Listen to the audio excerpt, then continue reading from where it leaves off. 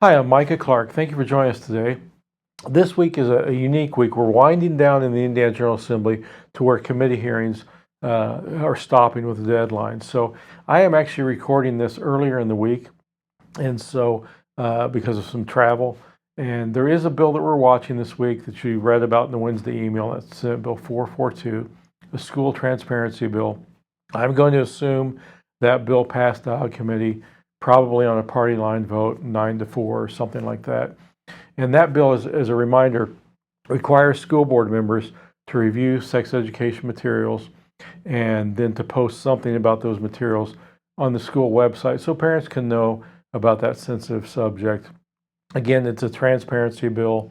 It doesn't tell schools what to adopt. It says if they choose to adopt something and teach something on this, that parents need to know a little bit about it. And it's good for elected school board members too, to know what's going on in their school in this regard, because they don't want to go to a local gas station and get lambasted by some parent saying, "Why was this taught to my sixth grader? I didn't." And the school board member said, "I didn't know they were teaching that."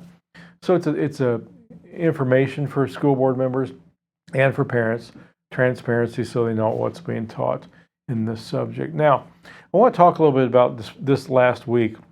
The legislature is scheduled to end on the 29th. It has to end by the 29th. I've talked to a couple legislators who think they may try and get out a little early, around the 24th possibly. But we're changing process right now. As the committee hearings end this week, on Tuesday of next week is the deadline for final votes, third reading. So what happens after that is a very unique process. Our founders in most states, and the U.S. Congress do this too, when you pass a bill out of one committee, in one chamber, the House, for example, it goes to the Senate. The Senate maybe makes some changes to that bill. You want both members, both chambers to vote on the same language before it goes to the governor.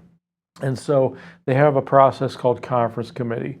That's where members of the House and Senate will get together. There'll be four of them, two from the House, two from the Senate, two Republicans, two Democrats, will be assigned to a bill, and then they will work out differences made between those two chambers. And this is kind of an interesting process. It can be very frustrating at times because things can be inserted into bills you didn't expect, but there are rules on that. You can't just pull a bill out that never went anywhere, never saw action, stick it in a conference committee.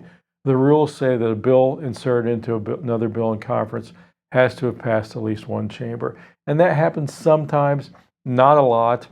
What typically happens is they get together and there may be an amendment, a couple paragraphs long here or there to tweak a bill, but it can change a bill. There are things put in conference committee that legislators want. So it's a time of negotiation. It's a very fluid time. But the rule that does override the entire session still applies right now.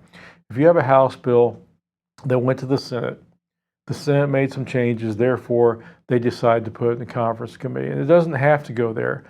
If the Senate agrees to those changes, or if they're very minor, the Senate can file a concurrence motion, say we agree to those changes, and then it will go on.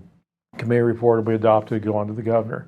But if you go to the conference committee and there's some things that legislators want to add to a bill, you still have the germaneness rule. That means if a bill goes from the House to the Senate on education and then it goes in the conference committee, a legislator can't come along, take a road bill or a road issue and stick it in the education bill. It has to be education related. So you still have that content rule, and it's a good rule so that you don't have this Wild West show out there with all sorts of things being stuck into a bill. It has to be, if it's an education bill, it still needs to be education issues. If it's a judiciary bill, it still needs to be legal issues put into that bill. So that germaneness rule still applies, which helps us watch bills on issues that we care about and see what's happening. I'm not having to watch a roads bill, for example.